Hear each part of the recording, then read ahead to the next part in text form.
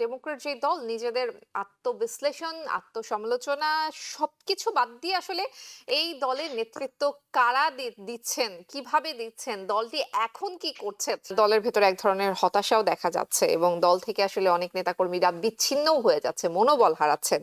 2024 এর নির্বাচনে তাদের কি ভুল হয়েছে তার কোনো আত্মসমালোচনা হচ্ছে না। আত্মসমালোচনা করে এর রেমেডি বের করাটাই হলো একটা যে কোনো এটা থেকে যে বের হয়ে এসে একটা মানে দারুণ অ্যাক্টিভ পলিটিক্যাল পার্টি হিসেবে দাঁড়াবে সেটাও হচ্ছে না। একটা ইলেকশনের পরে প্রত্যেক দল তাদের তাদের কেন হারলো এটা নিয়ে একটা একাডেমিক রিসার্চ করে সিস্টেমেটিকলি তারা হচ্ছে যে বিভিন্ন ধরনের ডেটা অ্যানালাইজ করে তারা কতগুলো জিনিস ঠিক করে যে these are some of the factors behind our loss, এবং সে অনুসারে তারা পরের পলিসিগুলো তারা ঠিক করে। ক্যালিফোর্নিয়ার গভর্নর বলছেন ডেমোক্রেট যে দল নিজেদের আত্মবিশ্লেষণ, আত্মসমালোচনা সবকিছু বাদ দিয়ে আসলে এই দলের নেতৃত্ব কারা দিচ্ছেন, কিভাবে দিচ্ছেন, দলটি এখন কি করছে, সামনের দিকে আসলে কি করতে চায়, কোন রকম কোনো পরিকল্পনা, কোন রকম কোনো নির্দিষ্ট কোনো কিছু কিন্তু আসলে আমরা দেখছি না। দলের ভেতরে এক ধরনের হতাশাও দেখা যাচ্ছে এবং দল থেকে আসলে অনেক নেতাকর্মীরা বিচ্ছিন্নও হয়ে যাচ্ছে, মনোবল হারাচ্ছেন। আপনার পর্যালোচনা শুনি। হ্যাঁ, ডেমোক্রেটিক পার্টির একটা সমস্যা হলো যে এর বিভিন্ন উইং রয়েছে। এর প্রোগ্রেসিভ উইং যেটা সেটা কিন্তু খুব অ্যাক্টিভ, যেটা আমরা দেখছি যে ওকাজিও কর্টেজ আর বার্নি স্যান্ডার্স তারা বিভিন্ন জায়গাতে মিটিং করছে। এই ক্যালিফোর্নিয়াতে বে এরিয়াতে তাদের মিটিংয়ে অনেক লোক হয়েছে, হাজার হাজার লোক হয়েছে। কাজেই মানে এই অংশটা অ্যাক্টিভ, কিন্তু আবার এটা তো একটা প্ল্যাটফর্ম পার্টি আমরা বলি, যেখানে বিভিন্ন মোটামুটি যারা কনজারভেটিভ, নন কনজারভেটিভ, কনজারভেটিভ নন, তাদেরই একটা সমারোহ ওখানে। এর মধ্যে বিভিন্ন শেড আছে, বিভিন্ন গ্রুপ আছে। বোঝা গেল যে মানে এর যে সেন্ট্রাল যে নেতৃত্ব যেখানে আছেন ডিএনসির যারা রয়েছেন তারা কিন্তু খুব একটা বেশি পাওয়ারফুল লোকজন নন। কি যে পলিসি হচ্ছে, এবং তাতে যদি কেভিন নিউসাম মানে বলছেন যে উনি সেটা জানেন না, সেটা তো একটা খুবই গভীর শঙ্কার বিষয়। যে মনে হচ্ছে যে ডেমোক্রেটিক পার্টির কোনো সেন্ট্রালাইজড প্ল্যান কিংবা তাদের যে আত্মসমালোচনা, যে 2024-এ তারা কি ভুল করেছে, 2023 নির্বাচনে তাদের কি 2024 এর নির্বাচনে তাদের কি ভুল হয়েছে তার কোনো আত্মসমালোচনা হচ্ছে না। আত্মসমালোচনা করে এর রেমেডি বের করাটাই হলো একটা যে কোনো দলের জন্য সবচেয়ে মঙ্গল নিয়ে আসে। সেটা সেই পথে ডেমোক্রেটিক পার্টি হাঁটছে না।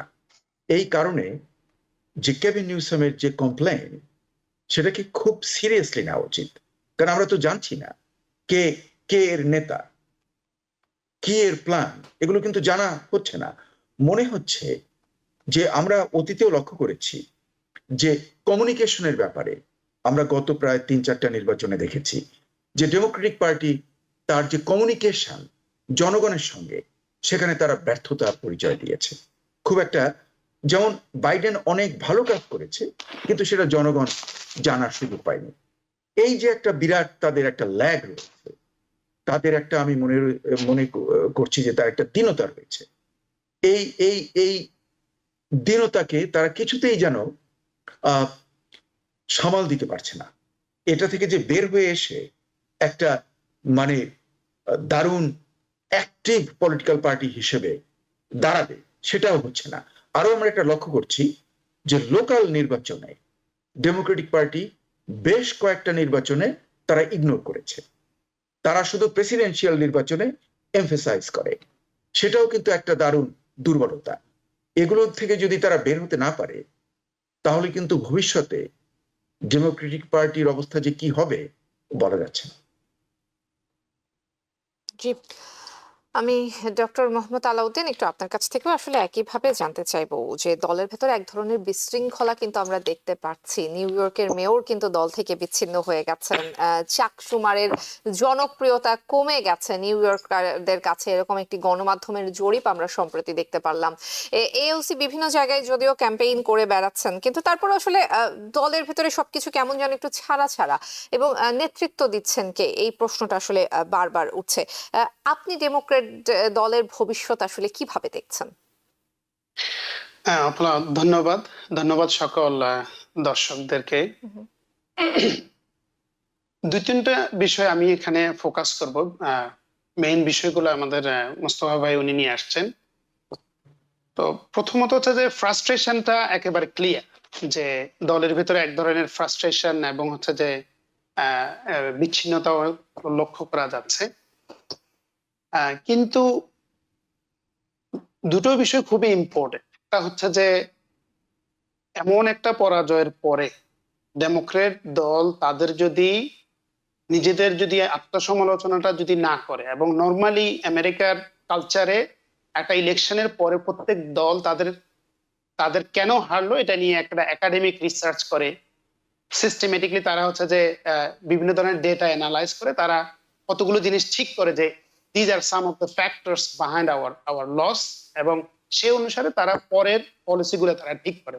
তো এটা খুবই কনসার্নের বিষয় যে এখন পর্যন্ত এরকম কোনো লক্ষণীয় আলাপ আলোচনা, যেটা গ্যাভিন নিউসাম বলছেন যে এটা উনি দেখছেন না। এবং আরেকটা বিষয় হচ্ছে উনি হচ্ছে যে খুব ধারণা করা হচ্ছে যে উনি 2028 সালের ইলেকশনে তিনি প্রেসিডেন্সিয়াল ইলেকশনে প্রতিদ্বন্দ্বিতা করবেন।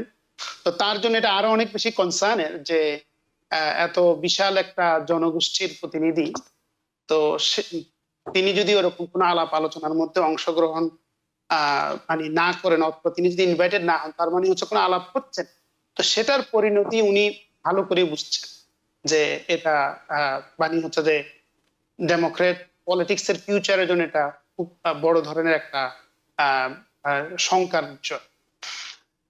তার দুই একটা বিষয় আছে যেটা আমি একটু ফোকাস করতে চাই। সেটা হচ্ছে উনি বলছেন যে আসলে ডেমোক্রেটরা হচ্ছে যে they are sort of unwilling to engage in opposing viewpoint. সে বলছে যে আসলে কনজারভেটিভ যেই ভয়েস আছে আমেরিকাতে, তাদের আসলে বক্তব্যগুলো শোনা উচিত, তাদের দিকে নজর দেওয়া উচিত। যে আমরা ডেমোক্রেট পলিটিক্স খুব সম্ভবত ওই জিনিসগুলোকে আমরা যেহেতু অ্যাভয়েড করছি বা বিভিন্নভাবে ডেমোক্রেটরা এই জিনিসগুলোকে ইগনোর করছে, সেটার পরিণতি হয়তো এইটার সাথে, এই ইলেকশনের হার জিতের সাথে জড়িত রয়েছে। আরেকটা বিষয় যেটা মোস্তফা ভাই শেষের দিকে একটু বলছেন যে বেশ কিছু লোকাল ইলেকশন হচ্ছে, তা আমার কাছে যেটি মনে হচ্ছে যে বর্তমানে ট্রাম্প প্রশাসনের যেই বিভিন্ন বিষয়ে যে ধরনের রিয়াকশন মানুষের কাছ থেকে আসছে, সেক্ষেত্রে মধ্যবর্তী নির্বাচনটা আমেরিকাতে খুবই একটা ইম্পর্টেন্ট একটা ফ্যাক্টর হয়ে দাঁড়াবে। এখন ডেমোক্রেটরা যদি নিষ্ক্রিয় হয়ে থাকে, বিচ্ছিন্ন হয়ে থাকে, এবং তারা যদি কোনো সক্রিয়তা না শো করে, তাহলে সেটি এই অ্যাডমিনিস্ট্রেশনের জন্য একদিক থেকে বেটার, এবং আমেরিকার পলিটিক্যাল ফিউচারের জন্য সেটা অনেক বেশি নেগেটিভ। তো আমার কাছে যেটা মনে হচ্ছে যে এটা একটা ভ্যালিড কনসার্ন যেটা নিউসাম শো করেছে, সেই কনসার্নে ডেমোক্রেট পলিটিক্স এর অ্যাটেনশন দেওয়া খুবই জরুরি মনে করি। নিউ ইয়র্ক থেকে সম্প্রচারিত TVN 24 টেলিভিশন বিশ্বজুড়ে বাঙালির কণ্ঠস্বর।